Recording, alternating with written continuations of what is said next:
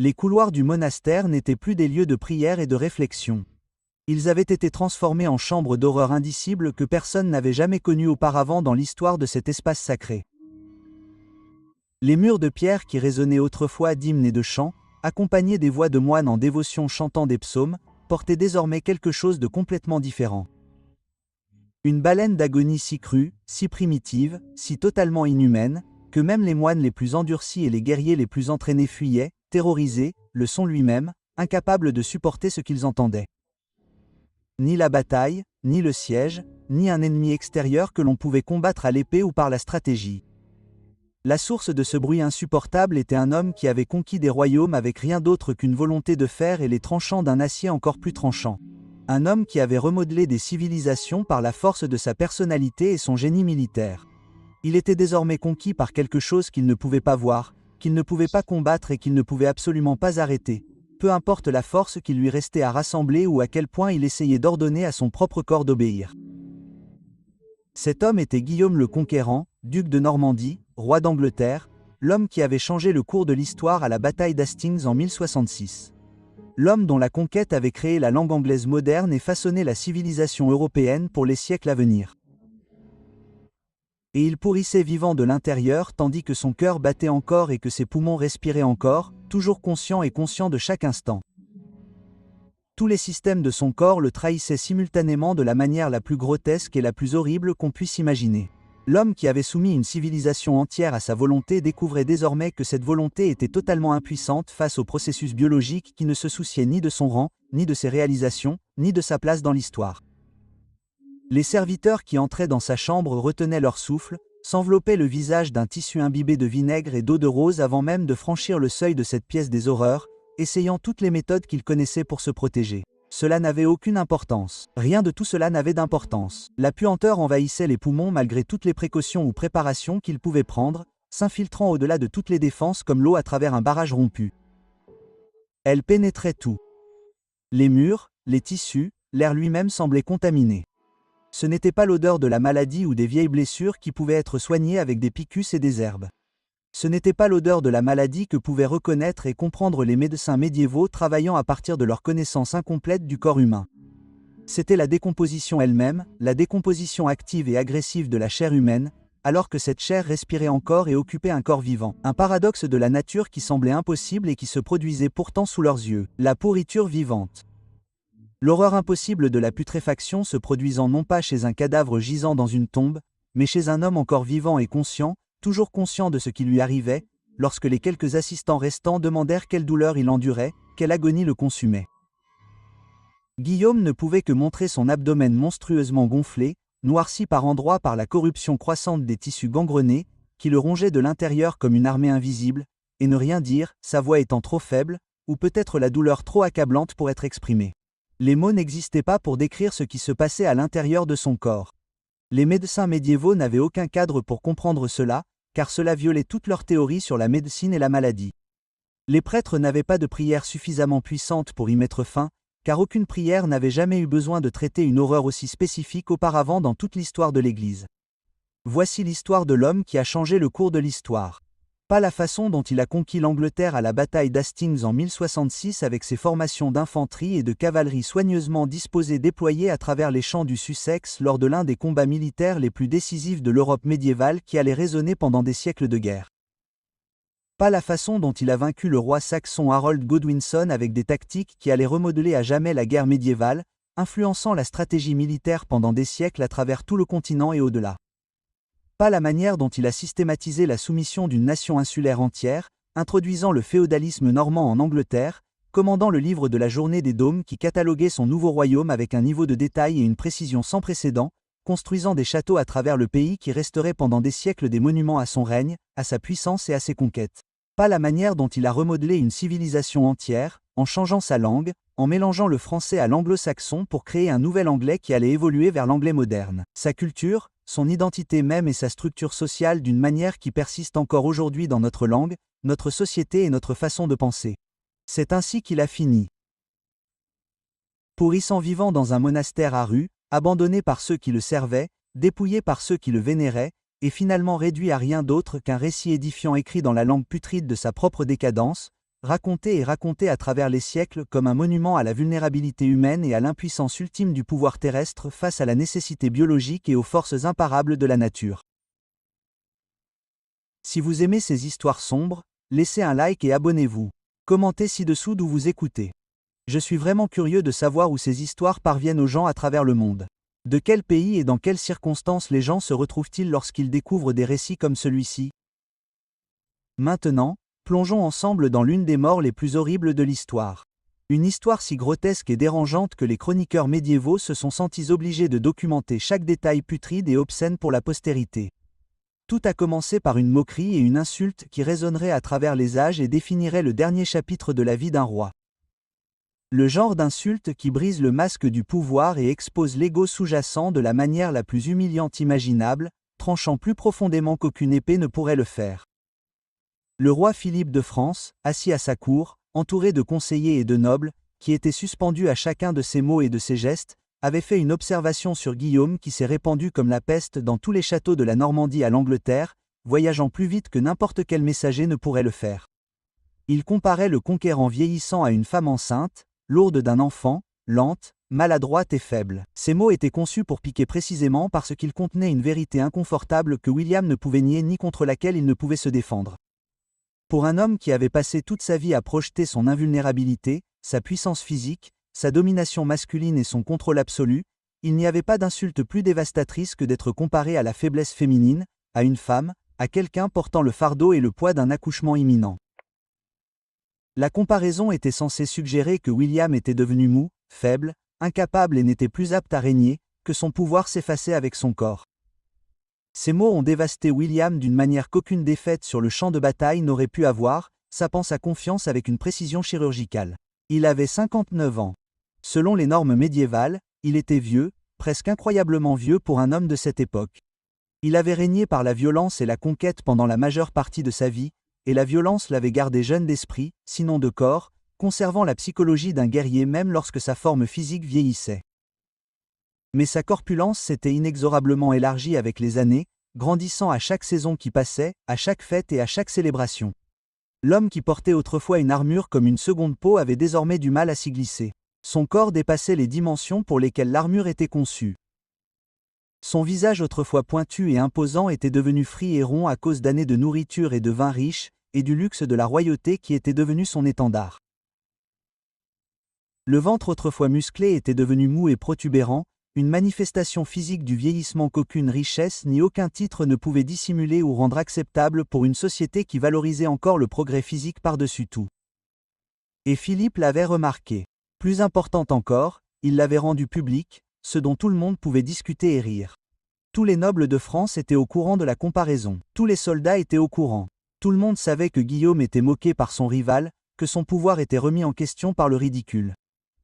L'insulte se répandait de cour en cour comme une maladie, infectant la réputation qu'il avait fallu toute une vie pour se construire par la conquête et la soumission. L'orgueil ne vieillit pas avec grâce, surtout lorsqu'il a été nourri par des décennies de conquêtes incontestées et d'autorité absolue sur les autres.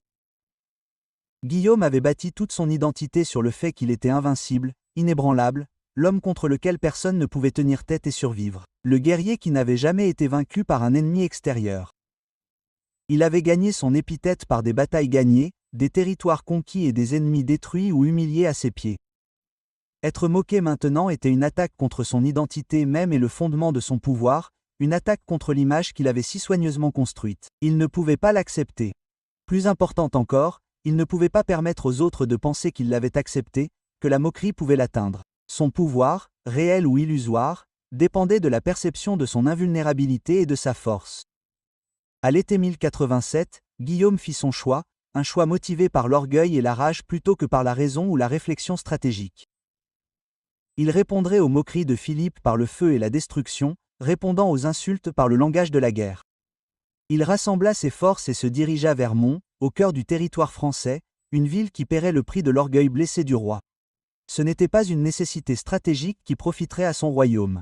Une rage pure transformée en action militaire. Ce serait un message écrit en cendres et en cris.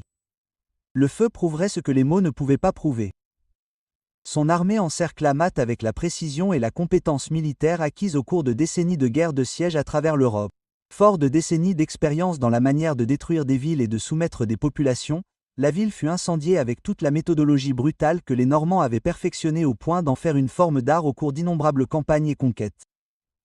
Les bâtiments s'enflammèrent simultanément dans toute la ville dans un déploiement coordonné de destruction et de puissance parfaitement synchronisé pour maximiser la terreur et la dévastation. La fumée se tordait dans le ciel d'été comme les âmes des mourants, montant dans la mauvaise direction, s'élevant sans fin vers le haut. Des cris emplissaient l'air en permanence. Des cris de terreur, des cris de douleur, des cris de personnes piégées dans des structures en feu sans issue, sachant qu'elles mouraient dans les flammes. William traversa les rues en feu sur son cheval de guerre, blindé et magnifique, regardant sa volonté être exécutée en temps réel avec une précision parfaite. Chaque ordre était instantanément obéi par ses soldats. Pour un homme qui avait passé sa vie à plier la réalité à ses désirs, c'était ce qui se rapprochait le plus de la divinité que les mortels pouvaient toucher. Ce pouvoir sur la vie et la mort, cette capacité à ordonner la destruction. Il pouvait détruire à volonté. Il pouvait ordonner que des villes brûlent à sa guise. C'était du pouvoir. C'était de la conquête. C'était la preuve qu'il n'était pas faible, qu'il était toujours redoutable et dangereux. Puis le cheval se cabra soudainement, violemment, sans aucun avertissement ni possibilité de se préparer. Les historiens ont débattu pendant des siècles sur ce qui s'est passé exactement ensuite, débattant des détails comme des théologiens se disputant sur la doctrine. Étaient-ce des braises brûlantes tombant d'un bâtiment en train de s'effondrer sur les jambes de l'animal, le faisant sursauter? L'animal avait-il été surpris par l'effondrement soudain d'une structure à proximité? Le bruit et le choc avaient-ils anéanti son entraînement? Y avait-il un autre cavalier qui avait effrayé le destriat ou des débris qui avaient frappé le cheval? Personne ne pouvait le dire avec certitude, et l'ambiguïté ne faisait qu'ajouter au sentiment que le destin était intervenu. Mais le résultat était indéniable et catastrophique. Le cheval s'élança violemment en avant avec une force énorme qui échappait au contrôle de William. Le corps massif de William fut violemment projeté contre le pommeau en fer de sa selle, la corne métallique qui servait au cavalier à maintenir son assiette pendant le combat. La corne métallique s'enfonça dans son abdomen gonflé avec une force dévastatrice qui déchira quelque chose de fondamental, quelque chose qui ne devait pas être déchiré, quelque chose qui allait déclencher une chaîne d'événements que personne ne pourrait arrêter. Ce n'était pas un coup oblique qui aurait pu le blesser et être oublié. C'était un impact direct avec toute la puissance et la force du mouvement du cheval, et le poids considérable de William combiné. William sentit quelque chose céder en lui. Le sentit se déchirer et se rompre. Quelque chose se rompit intérieurement avec une sensation d'échec catastrophique qu'il comprit immédiatement signifiait que quelque chose n'allait pas du tout. Les chroniqueurs l'ont décrit simplement. William sentit quelque chose se rompre. Le destin était intervenu de la manière la plus inattendue, transformant un moment de triomphe en début de cauchemar. La douleur fut immédiate et atroce, au-delà de toutes les douleurs qu'il avait pu ressentir au combat ou en état de siège, au-delà de tout ce qu'il avait enduré de toute sa vie.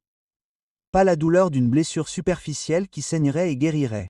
Pas la douleur d'un os cassé qui pourrait être remis en place et réparé. C'était la douleur de quelque chose de catastrophique qui se produisait à l'intérieur de son corps, quelque chose d'interne et d'invisible, quelque chose qu'aucun médecin de l'époque ne pouvait réparer ou même comprendre pleinement.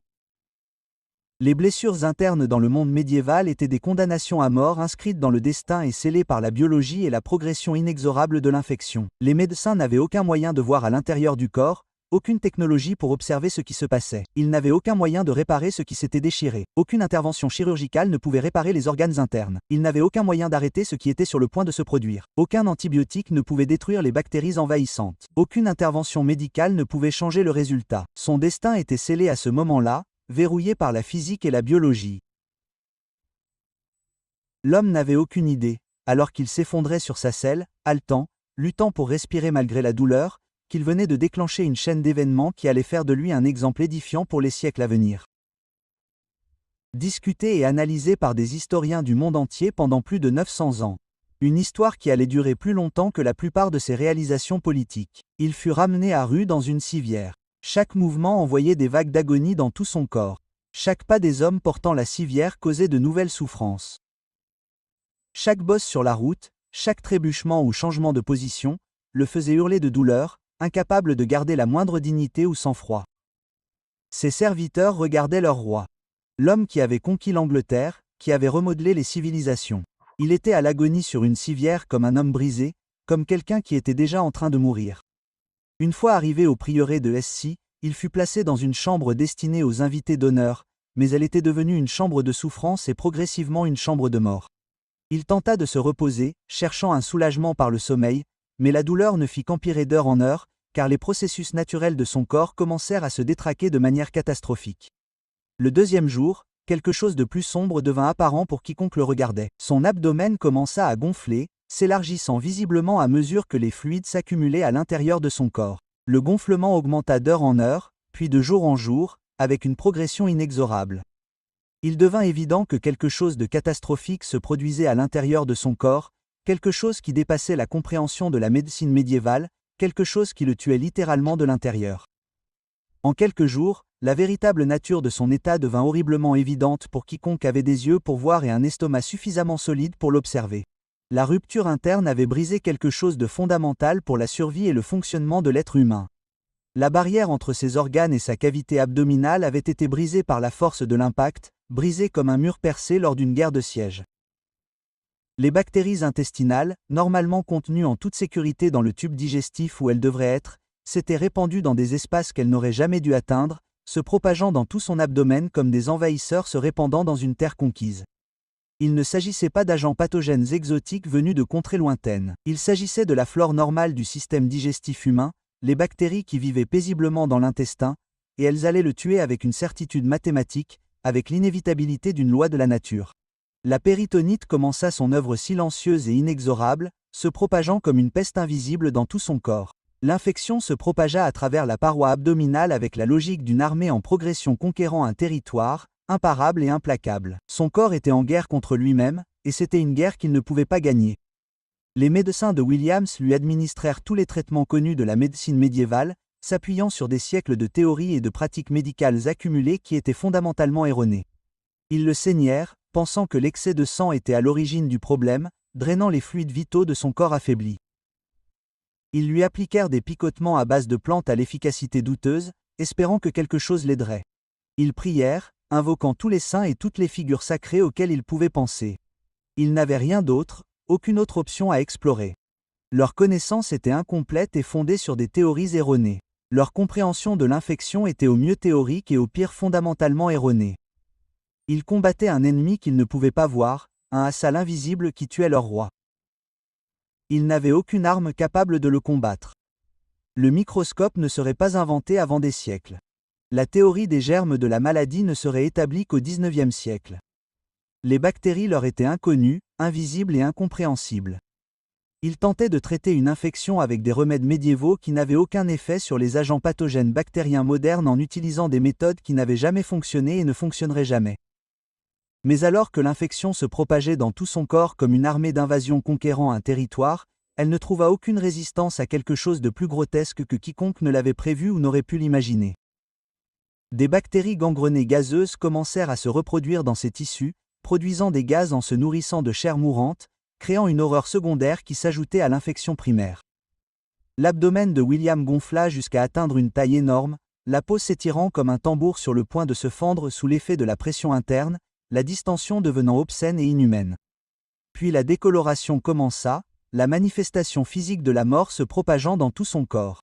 Le rouge devint violet à mesure que les tissus mouraient et que la circulation sanguine était compromise. Le violet devint noir à mesure que la mort se propageait dans ses organes. Tandis que les tissus vivants se transformaient en chair morte et nécrotique, des pans de sa chair mouraient, pourrissaient tout en restant attachés à son corps vivant, une contradiction que la nature le forçait néanmoins à vivre. Une gangue humide s'installa là où les tissus mouraient et se décomposaient à cause de l'infection et de la circulation sanguine compromise. Les tissus pourrissaient littéralement alors qu'il restait en vie. Son propre corps se consumait lui-même, se nourrissant de sa propre chair. Il resta conscient pendant une grande partie de cette transformation, conscient et souffrant. Il pouvait le sentir se produire. Il pouvait le voir se produire. Il pouvait le sentir se produire. L'homme qui avait été autrefois la personne la plus puissante de son monde était désormais impuissant face à l'assaut d'ennemis microscopiques qu'il ne pourrait jamais combattre. L'odeur vint ensuite, non pas progressivement au fil des heures, avec une intensité croissante, mais d'un seul coup, comme si quelqu'un avait ouvert une porte vers l'enfer lui-même. Le monastère avait été transformé en tombeau par la puanteur de la mort et de la décomposition. Les serviteurs qui entraient dans sa chambre commencèrent à avoir des hauts le cœur en quelques secondes, incapables de supporter l'air lui-même. L'odeur de la putréfaction était écrasante, une présence physique qui s'accrochait aux cheveux, aux vêtements et à la peau, impossible à enlever. Un par un, ils tentèrent de remplir leur devoir, de continuer à servir leur roi mourant. Un par un, ils s'enfuirent de la chambre et du prieuré, incapables de le supporter plus longtemps. Même les plus loyaux découvrirent que la loyauté avait des limites lorsqu'elle était mesurée à l'aune de la puanteur de la décomposition active émanant d'un homme qui respirait encore. L'odeur devint une barrière que même la dévotion ne pouvait franchir. Un mur de pure répulsion qui séparait les vivants des mourants. C'était comme si la mort elle-même avait élu domicile dans le monastère, revendiquant l'espace autour de Guillaume comme son domaine. Les cris de Guillaume pouvaient être entendus dans tout le monastère à toute heure, jour et nuit, rappelant constamment ce qui se passait dans cette chambre. La douleur n'était pas celle d'une blessure visible et compréhensible. C'était l'agonie d'un corps qui se consumait activement de l'intérieur, une douleur sans cause extérieure, donc plus difficile à appréhender. Les terminaisons nerveuses de son abdomen hurlaient tandis que l'infection détruisait les tissus, envoyant des signaux de pure angoisse à son cerveau.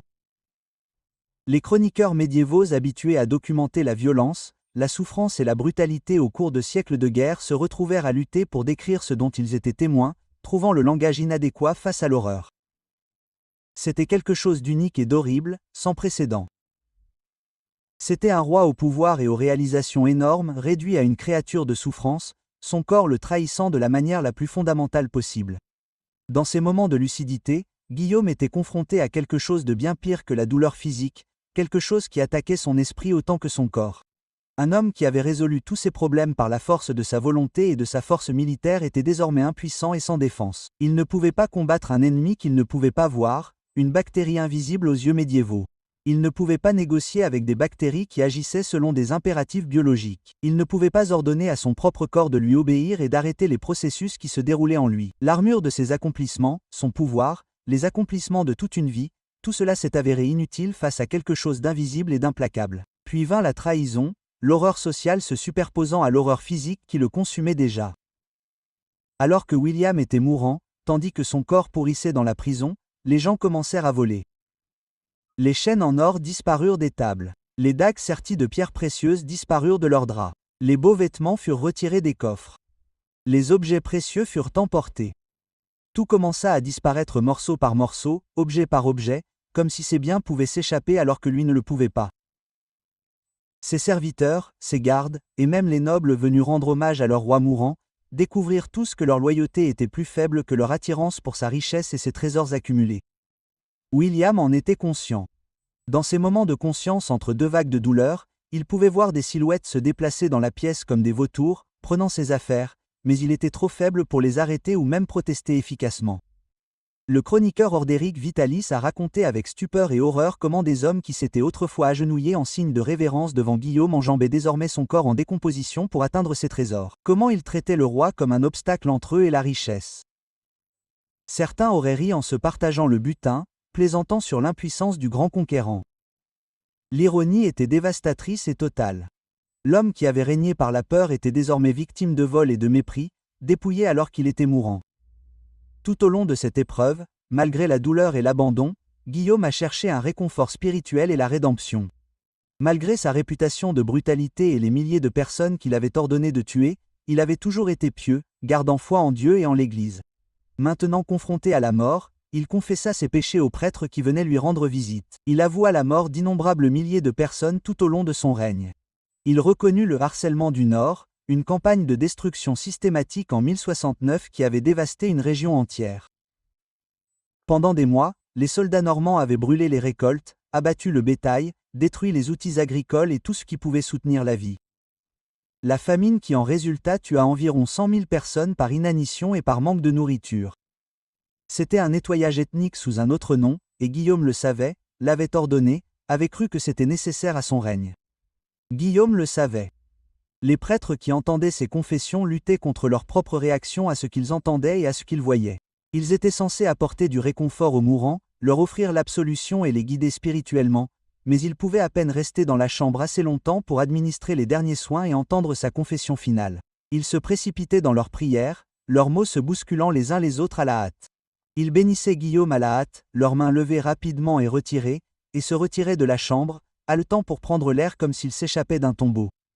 Même la miséricorde divine semblait avoir des limites face à la réalité physique de la décomposition de William et à la puanteur qui emplissait l'espace. Alors que juillet se transformait en août et que les semaines passaient, le corps de William continuait sa transformation grotesque en quelque chose de difficilement reconnaissable comme humain. Le gonflement de son abdomen s'aggravait de jour en jour, étirant la peau jusqu'à ce qu'elle paraisse translucide et fine comme du papier par endroits, comme si elle allait se déchirer d'elle-même. Les plaques noircies de tissu mort s'étendaient sur tout son corps comme des continents s'étalant sur une carte, occupant chaque jour un territoire plus vaste. L'odeur s'intensifia jusqu'à ce que les personnes présentes dans la cour du monastère, loin de sa chambre, déclarent l'avoir détecté de loin. La puanteur se propageait dans l'air et contaminait tout le bâtiment. Elle flottait dans l'air comme une présence physique, comme un brouillard de mort qu'aucune quantité d'encens ne pouvait dissiper. Les oiseaux évitaient apparemment de survoler cette partie du bâtiment comme si un instinct primaire les mettait en garde contre la concentration de décomposition.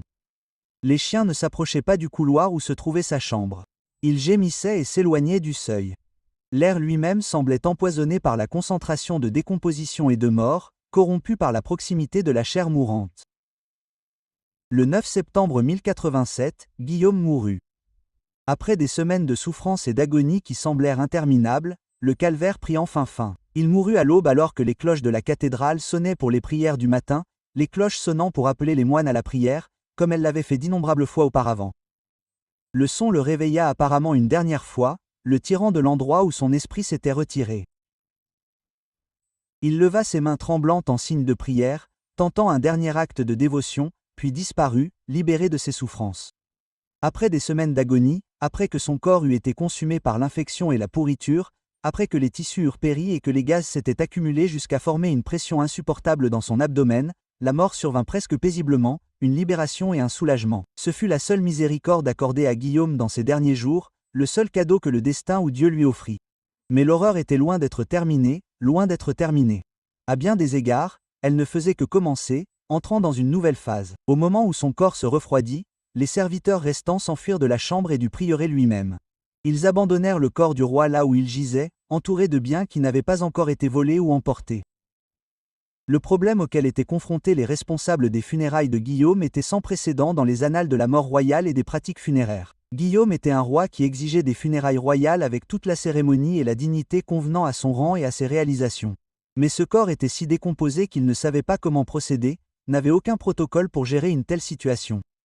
L'embaumeur qui avait été convoqué jeta un coup d'œil au cadavre et refusa immédiatement sans discussion ni négociation. Les procédures d'embaumement traditionnelles étaient impossibles et ne fonctionneraient pas sur un corps dans cet état. La chair commençait déjà à se séparer des os par endroits, se désintégrant sous leurs yeux. Ils refusèrent tout simplement la tâche. Aucun montant ne les convaincrait ni ne surmonterait leur dégoût. Finalement, un chevalier local nommé Hélin accepta d'organiser les funérailles en échange d'un paiement. C'était une tâche que personne d'autre n'aurait acceptée. Aucun autre homme n'était disposé à entreprendre. Le corps fut grossièrement préparé et placé dans un cercueil doublé de plomb destiné à contenir l'odeur et la décomposition. Mais le processus était cauchemardesque au-delà de toute description. Ceux qui avaient dû toucher le cadavre rapportèrent que la chair était molle et souple comme de la gelée, que des morceaux se détachaient de leurs mains lorsqu'il essayait de la déplacer ou de l'habiller. Le corps était enveloppé de plusieurs couches de tissu imbibé de vin et d'épices dans une tentative désespérée de masquer l'odeur. Rien ne pouvait vraiment contenir la puanteur ou l'horreur de ce qu'il manipulait. Ce qui était censé être un cortège funèbre solennel devint une course contre la décomposition elle-même. Une tentative désespérée de déplacer le corps vers sa dernière demeure avant qu'une nouvelle détérioration ne rende la situation encore pire. Le cercueil fut chargé sur un chariot et recouvert de tissus et d'ornements, mais l'odeur s'échappa immédiatement par tous les interstices ou ouvertures qu'elle put trouver. Alors que le cortège traversait la campagne, les paysans et les citadins qui s'étaient rassemblés pour rendre hommage se retrouvèrent à avoir des hauts le cœur et à fuir, horrifiés et dégoûtés. Certains chroniqueurs ont rapporté que les gens jetaient des fleurs en direction du cortège à son passage, non pas en signe de respect et d'honneur, mais dans une vaine tentative de contrer l'odeur accablante et insupportable qui précédait le cercueil. Les chiens qui s'approchaient du chariot funéraire hurlaient et s'enfuyaient, perturbés par quelque chose que leur instinct animal reconnaissait comme profondément contre nature et mauvais, comme une violation de l'ordre naturel. Lorsque le cortège atteignit Kong, un incendie se déclara dans la ville, une coïncidence malheureuse et inopportune, peut-être accidentelle, peut-être le résultat du chaos et du désordre entourant les funérailles et le rassemblement de tant de personnes, Mais cela retarda l'enterrement de plusieurs heures supplémentaires, le temps d'éteindre l'incendie et de neutraliser la menace pour la ville.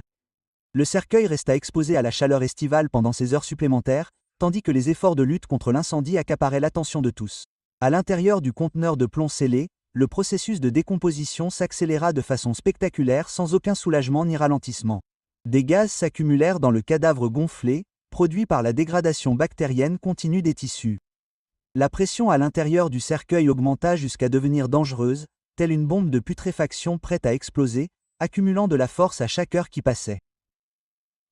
Au moment où le cortège funèbre put enfin atteindre l'église abbatiale, la situation était devenue critique, dangereuse et sur le point de devenir catastrophique d'une manière que personne n'avait prévue. L'église de Sentienne à Kaash était bondée de nobles, d'évêques, de prêtres et de membres du clergé qui s'étaient rassemblés pour honorer leur roi défunt et assister à l'enterrement. Malgré les rumeurs qui circulaient sur l'état du corps, le protocole et les obligations sociales exigeaient leur présence. Ils étaient venus de toute la Normandie et de l'Angleterre. Des hommes importants avaient fait le voyage. Ils étaient arrivés dans l'espoir de recevoir des funérailles royales dignes de ce nom, en l'honneur du plus grand roi de leur époque. L'église était décorée avec la solennité et le respect approprié. Des bougies étaient allumées dans tout l'espace en l'honneur du défunt. Les prêtres étaient prêts à l'autel. Les prières avaient été soigneusement préparées et répétées. Le sarcophage de pierre qui devait contenir le corps de William était ouvert et attendait devant l'autel, positionné pour recevoir la dépouille de l'homme qui avait façonné toute l'histoire anglaise. Tout était arrangé pour des funérailles royales dignes de son rang. Tout avait été préparé selon le protocole. Tout était faux. Mais la dignité allait devenir impossible et allait être brisée. Les porteurs portèrent le cercueil lourdement rempli dans l'église et commencèrent à s'approcher du sarcophage à petits pas cérémoniels. Immédiatement, une odeur terrible commença à s'échapper du cercueil malgré toutes les précautions qui avaient été prises. Malgré le revêtement de plomb censé le contenir complètement, l'odeur s'échappait par des interstices et des ouvertures invisibles remplissant l'espace sacré. L'étanchéité n'était pas parfaite, ne pouvait pas l'être. Les gaz et les fluides trouvaient des moyens de s'échapper, s'échappant dans l'air. Alors que le cercueil était transporté dans l'allée vers l'autel, passant devant des rangées de dignitaires et de membres du clergé assemblés, les membres de la congrégation commencèrent à tousser et à se couvrir le visage avec leurs mains, essayant de se protéger.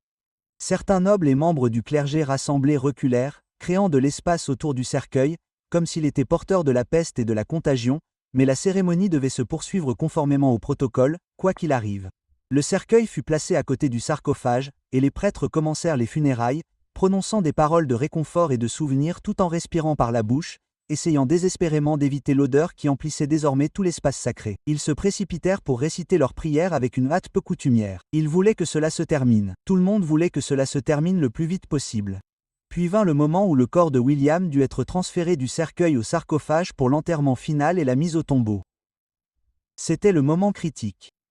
C'était le moment où tout allait changer et s'effondrer. Les porteurs de la piscine se positionnèrent pour ouvrir le cercueil de plomb et retirer le cadavre. Ils se déplaçaient avec précaution, conscients de l'odeur, conscients que quelque chose n'allait pas du tout. Le premier porteur de bâton tendit la main vers le couvercle du cercueil, se préparant à le soulever. Le cercueil de plomb fut ouvert. Au moment où le seau fut brisé et le couvercle soulevé, l'odeur qui avait été partiellement contenue se libéra soudainement avec force dans l'espace clos de l'église, concentrée et accablante. La réaction fut immédiate et violente, dépassant tout ce que quiconque avait pu prévoir ou anticiper. Dans toute la congrégation, les fidèles commencèrent à se lamenter, leur corps se rebellant contre ce que leur nez détectait. Certains vomirent ouvertement, le contenu de leur estomac tombant sur le sol de l'église sacrée, profanant l'espace sacré. D'autres s'enfuirent vers les portes, incapables de garder leur sang-froid ou leur dignité. Les porteurs de bâtons, déterminés à accomplir leur tâche, tentèrent de soulever le corps, essayant de le déplacer du cercueil au sarcophage. Ce fut le moment qui allait définir à jamais tout l'héritage de la mort et de l'enterrement de William. C'est à ce moment que l'horreur ultime se produisit, le moment que personne n'aurait pu prévoir ou auquel personne n'aurait pu se préparer. Le corps de William, gonflé par les gaz de décomposition accumulés au fil des semaines, enveloppé dans des vêtements et une armure, dut être manœuvré dans un sarcophage en pierre qui avait été préparé des années plus tôt sur la base de mesures prises lorsque William était plus jeune et n'était pas encore devenu aussi obèse. Le sarcophage avait été mesuré lorsque William était plus jeune et plus mobile, avant que sa corpulence ne devienne légendaire à part entière, avant que son obésité n'atteigne le niveau qu'elle avait atteint au cours de ces dernières années et de ces derniers mois. Les ballonnements causés par la décomposition avaient rendu son corps encore plus grand qu'il ne l'avait été de son vivant, gonflé au-delà de ses dimensions naturelles. Lorsque les porteurs tentèrent de forcer le cadavre à entrer dans le cercueil en pierre, il ne rentrait tout simplement pas, ne glissait pas dans l'ouverture, quelle que soit la manière dont il l'inclinait. Le corps était trop grand. Le sarcophage était trop petit. Il n'y avait aucun moyen de rendre les deux compatibles. Ils poussèrent plus fort avec un désespoir croissant. Ils exercèrent plus de pression, plus de force. Ils tentèrent de comprimer le corps dans un espace qu'ils ne pouvaient pas occuper, tentèrent de le faire épouser les dimensions du sarcophage. L'abdomen gonflé se pressa contre les parois du sarcophage, résistant à la pression. Les membres étaient pliés de manière gênante et inconfortable. Les porteurs de la piscine, de plus en plus paniqués, exercèrent une pression supplémentaire. Les porteurs de la piscine transpiraient, avaient des hauts le cœur, désespérés de terminer leur tâche et d'échapper à l'odeur qui les entourait. Et puis, à la grande horreur de toutes les personnes présentes, au grand choc de la congrégation, du clergé et des nobles assemblés, le corps de William éclata, se fendit comme un fruit trop mûr. L'abdomen se rompit, probablement là où il avait été blessé des mois et des semaines auparavant, et le contenu du cadavre décomposé jaillit vers l'extérieur en une pluie de matière putréfiée, libérant tout ce qui s'était accumulé à l'intérieur de son corps. L'odeur qui avait été mauvaise auparavant devint absolument insupportable, transcendante dans son horreur, quelque chose qui poussa les sens humains au-delà de leurs limites. Les chroniqueurs écrivirent que c'était comme si les portes de l'enfer s'étaient ouvertes, que la damnation elle-même avait été libérée dans l'Église. Ils n'exagéraient pas pour faire de l'effet.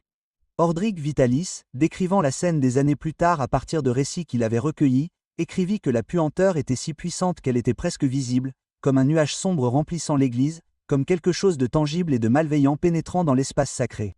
Les nobles et les évêques s'enfuirent paniqués, se bousculant pour atteindre les portes, désespérés de s'échapper. Beaucoup vomissaient ouvertement, incapables de contrôler les réactions de leur corps. Les prêtres abandonnèrent la cérémonie en plein milieu de la prière, s'enfuyant de l'autel comme poursuivis par des démons. Les funérailles royales soigneusement planifiées et méticuleusement préparées sombrèrent dans le chaos et la disgrâce. Même les assistants les plus dévoués ne purent rester dans le bâtiment, ne purent se forcer à rester dans cette atmosphère. En quelques minutes, l'église était presque vide, abandonnée par presque tout le monde. Seule une poignée de membres du clergé restèrent à distance, le visage couvert de leurs vêtements, incapables de regarder directement ce qui se passait. Ceux qui restèrent tentèrent de sauver ce qu'il restait de la situation pour mettre un peu d'ordre dans le chaos. On apporta de l'encens. Des quantités massives, plus d'encens qu'on n'en avait probablement jamais brûlé dans cette église, et on le fit brûler dans tout l'espace dans une tentative désespérée de maîtriser l'odeur. Des parfums furent répandus partout. Le corps fut poussé à la hâte dans le sarcophage, bien qu'il ne fût toujours pas bien ajusté, dépassant et tordu d'une manière indigne. Il fut décidé de sceller la tombe immédiatement et définitivement, plutôt que de tenter toute autre cérémonie ou rituel. Des tailleurs de pierre furent appelés d'urgence pour sceller le sarcophage avec du mortier et des dalles de pierre, scellant ainsi Guillaume à l'abri des regards.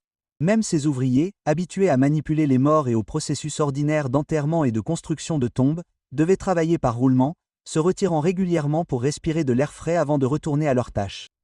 La cérémonie se termina dans une hâte peu scrupuleuse, précipitée et incomplète. Des prières étaient marmonnées rapidement par des prêtres se tenant aussi loin que possible de la tombe. Là, des voix à peine audibles couvraient le bruit des tailleurs de pierre qui travaillaient à la sceller.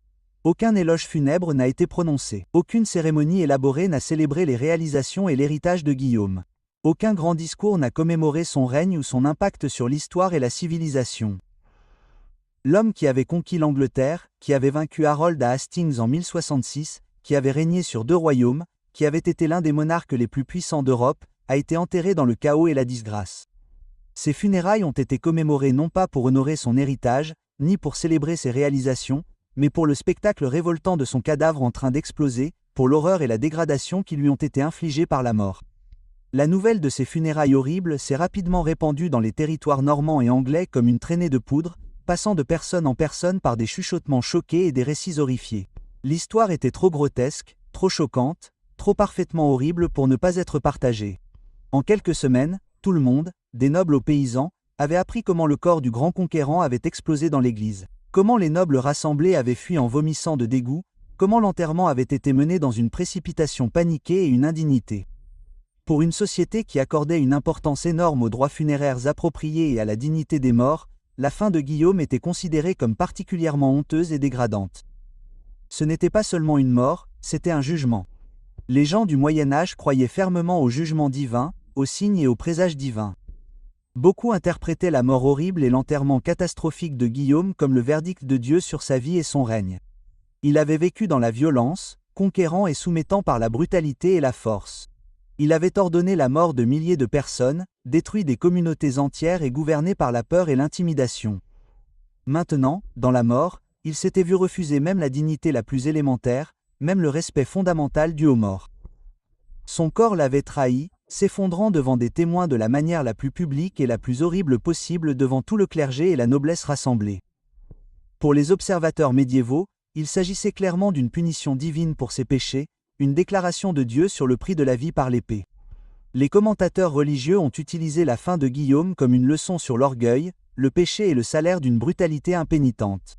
Les sermons étaient prêchés en utilisant sa mort comme un exemple de la manière dont même les plus puissants doivent s'humilier devant Dieu et accepter le jugement. Le harcèlement du Nord était spécifiquement mentionné comme un péché si grand que même les dons pieux de Guillaume aux églises et aux monastères ne pouvaient l'expier ni acheter le pardon. Sa répression violente de la résistance anglaise, son traitement impitoyable des rebelles, son règne de fer sur les populations conquises, tous ces éléments étaient cités comme des raisons pour lesquelles Dieu avait permis qu'une mort aussi dégradante frappe Guillaume à la fin de sa vie. Que cette interprétation soit juste ou exacte, elle est restée. Elle a perduré. Elle est devenue le récit accepté. La mort putréfiante de Guillaume est devenue une partie de sa légende autant que ses victoires sur le champ de bataille. Les conséquences pratiques ont également été importantes et de grande portée. La nature inesthétique de l'enterrement de Guillaume a créé des problèmes pour ses successeurs. Son deuxième fils, Guillaume le Roux, qui hérita de l'Angleterre et commença son propre règne, aurait été dégoûté par les récits des funérailles de son père et ne voulait rien savoir des implications ou de l'histoire. Le tombeau lui-même n'est jamais devenu un véritable sanctuaire ou un lieu de vénération attirant les pèlerins. Il y avait quelque chose de trop troublant dans l'enterrement de Guillaume pour qu'il inspire dévotion ou révérence religieuse. L'histoire du cadavre éclaté était trop connue, trop horrible et trop irrespectueuse. Au fil des siècles, le tombeau de Guillaume a subi diverses indignités qui semblaient faire écho à son enterrement lui-même, comme si l'histoire elle-même poursuivait sa dégradation au-delà de la mort. En 1562, pendant les guerres de religion françaises, lorsque les forces catholiques et calvinistes se sont battues à travers la France, les troupes calvinistes ont saccagé l'abbaye et ont complètement détruit le tombeau de Guillaume dans un acte de violence religieuse. Les ossements ont été dispersés, perdus ou détruits dans le chaos et la violence. Un seul fémur aurait été sauvé par un moine local qui a eu pitié de la dépouille du vieux roi. Lorsque l'abbaye fut restaurée et reconstruite plus tard, un nouveau monument fut érigé au XIXe siècle, mais il ne contenait qu'un seul os placé dans un nouveau cercueil. Ainsi, la dernière demeure du conquérant est ironiquement presque vide, tout comme sa réputation fut vidée par le spectacle de sa mort. L'homme qui a revendiqué tant de territoires, qui a planté sa bannière sur l'Angleterre et l'a maintenue par la force des armes pendant des décennies, qui a étendu son domaine de l'autre côté de la Manche, n'a plus qu'un squelette complet pour marquer sa tombe. L'ironie est profonde et profondément significative d'une manière qui aurait trouvé un écho auprès des observateurs médiévaux et qui trouve également un écho auprès du public moderne. La dernière demeure du conquérant est presque vide. L'homme qui a revendiqué tant de territoires de son vivant, qui a planté sa bannière sur l'Angleterre et l'a maintenue par la force des armes pendant des décennies, qui a étendu son domaine de l'autre côté de la Manche et a remodelé toute une civilisation, n'a plus qu'un squelette complet pour marquer sa tombe. Son héritage physique est aussi fragmenté que l'était son corps pourri dans la mort. Ce qu'il reste de Guillaume le Conquérant est symbolique par son incomplétude, sa fragmentation, son vide et son insignifiance ultime. La réalité médicale de la mort de Guillaume est aujourd'hui mieux comprise grâce aux connaissances médicales modernes qu'elle ne l'était au XIe siècle. La blessure causée par le pommeau de la selle a presque certainement rompu ses intestins et peut-être également endommagé sa rate ou son foie. Cela aurait provoqué une hémorragie interne initiale qui aurait pu être fatale, mais plus importante encore, cela aurait libéré des bactéries qui vivent normalement en toute sécurité dans le tube digestif directement dans sa cavité abdominale où elles ne devraient jamais se trouver. Une péritonite, une infection de la muqueuse abdominale, se serait développée rapidement à une époque sans antibiotiques, sans intervention chirurgicale moderne, sans les outils de base de la médecine moderne. L'infection aurait provoqué le gonflement caractéristique lorsque des liquides se sont accumulés dans sa cavité abdominale et que les tissus se sont enflammés en réponse à l'infection.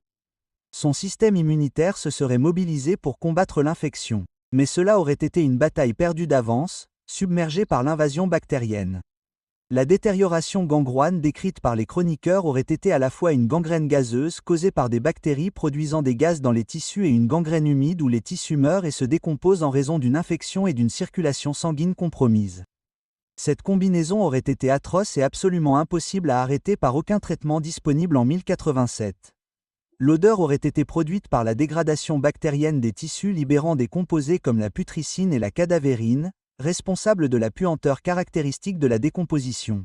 La taille de Guillaume jouait contre lui de multiples façons. Son obésité, qui avait augmenté dans ces dernières années et qui était l'objet des moqueries de Philippe, signifiait que davantage de tissus pouvaient être infectés, une plus grande surface sur laquelle l'infection pouvait se propager et se consumer. Cela signifiait également une mauvaise circulation dans ses extrémités et dans tout son corps, ce qui permettait à la gangrène de se propager plus facilement à travers des tissus déjà compromis par l'âge. La grande quantité de graisse abdominale aurait fourni un excellent environnement pour la croissance et la prolifération bactérienne. À sa mort, les gaz produits par l'action bactérienne à l'intérieur de son cadavre se seraient accumulés sous pression, en particulier dans la chaleur de la fin de l'été.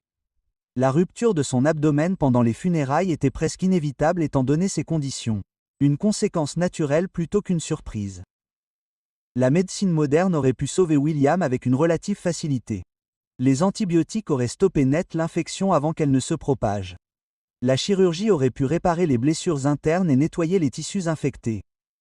Même les suites immédiates de la blessure, si elles avaient été traitées rapidement dans un hôpital doté d'installations modernes et d'antibiotiques, auraient probablement permis de survivre. Il aurait été mal à l'aise, il aurait peut-être eu besoin d'une intervention chirurgicale importante et d'une longue convalescence, mais il aurait vécu assez longtemps pour voir un autre jour, une autre saison, une autre année.